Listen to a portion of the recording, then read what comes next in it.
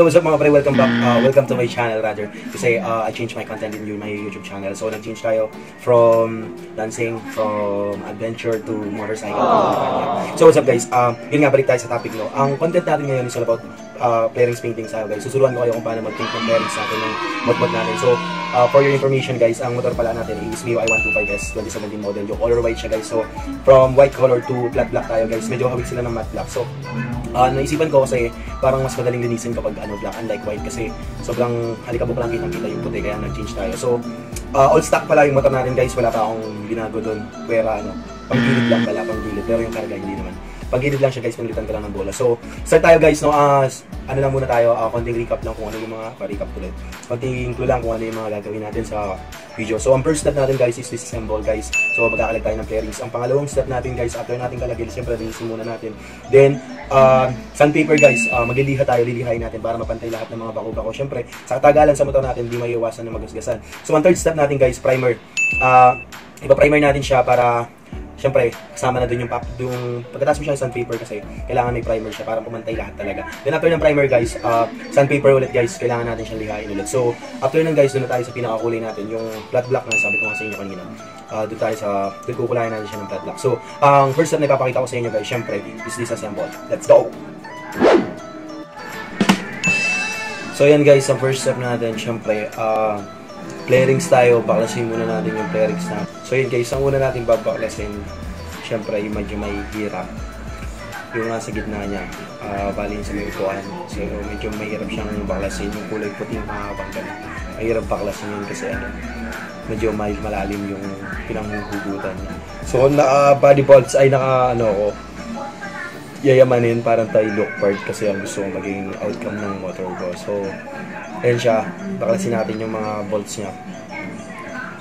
So additional din guys, nabili ko yung bolts natin ng 40 pesos each yata o 40 pesos each. So 20 pieces siya.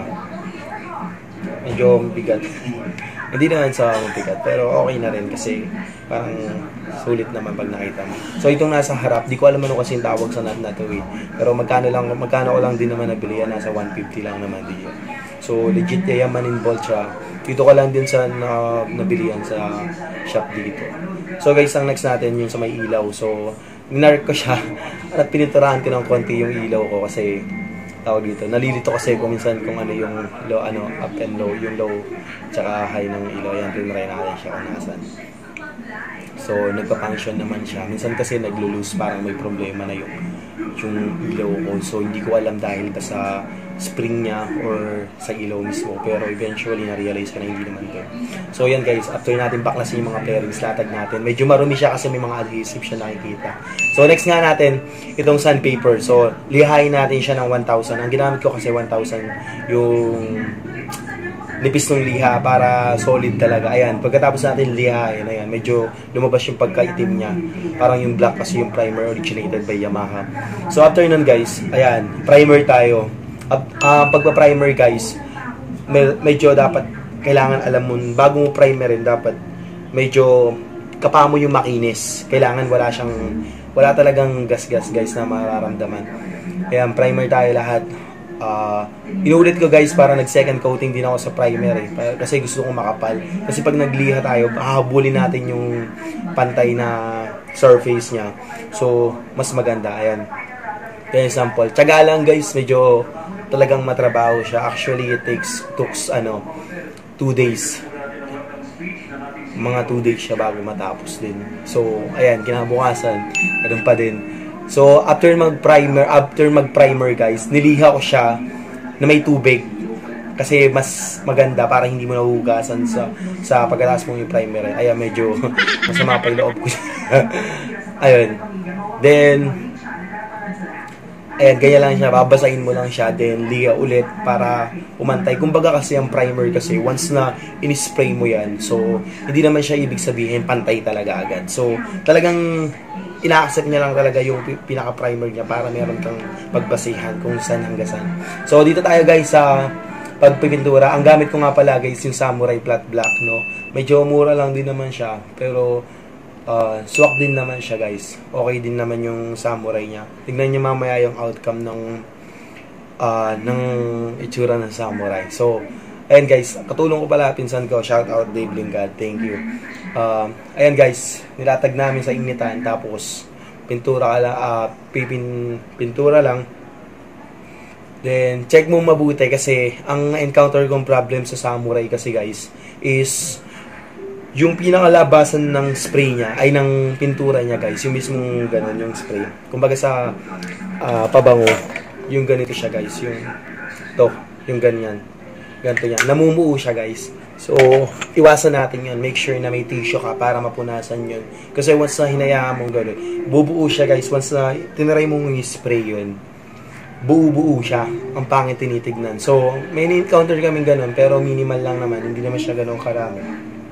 Kasi masisira. So, ito yung outcome niya, no. Pagkatapos ng pintura na yan, binilad namin. Naglabas pa kami ng papag.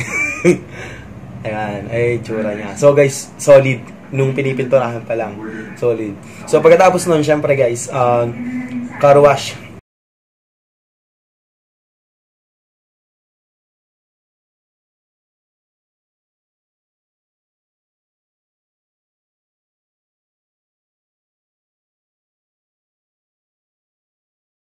Yung mga wirings natin kasi baka magkatama. Alam na, gastos na naman.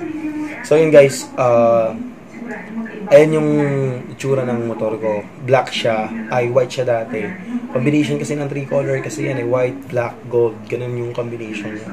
So, may nalihis pa yung hand grip ko kasi medyo scam yung shopping na pinagbilan ko ng hand grip kasi sabi ko gold. Ang binigay ata sa akin ay hindi ko alam kung anong kulay na gold yun.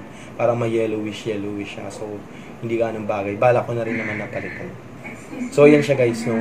Pagkatapos ko sabunin, ang gamit, ang magandang pinansasabon kasi yan guys, Joy na green, hindi siya dilaw. Joy na green. Ito yung itsura niya guys kapag walang flarings. Naka-exped ako na gold. So, tapos MTRT na pipe. Power pipe ata ito. Oo. Kasi yan, isasample. Gilid muna. So guys, ayun yung itsura niya nung tapos na ikabit yung mga flarings, no. Medyo marami pang babaguhin pero kundi-kundi, syempre kailangan. Ayan siya, all black lahat. Then gold yung mga accessories. Parang dun na kasi ako nag-base sa mga accessories, gold na lang. So parang medyo malinis tignan, wala na yung white niya. Ang next namin guys na gagawin, syempre dun tayo sa pampakinta, BS1 pa rin yung gamit ko. Pero alam ko kasi mali, dapat hindi na daw BS1 kapag matte black. So hanap tayo guys ng magandang pang pakintab ng pang shine, no, na bagay sa flat black. So yun yung itsura niya guys, may pakita ko sa inyo yung po. Anyways, thank you so much for watching and see you in the next vlog. Cause I got plenty. T-shirt niya at pants ay black, tas pink na panty. Binaba ko sa sahig, tapos siya ay nilamig. Yumakap siya sa akin habang siya'y kinikilig. Di niya rin mapigilan na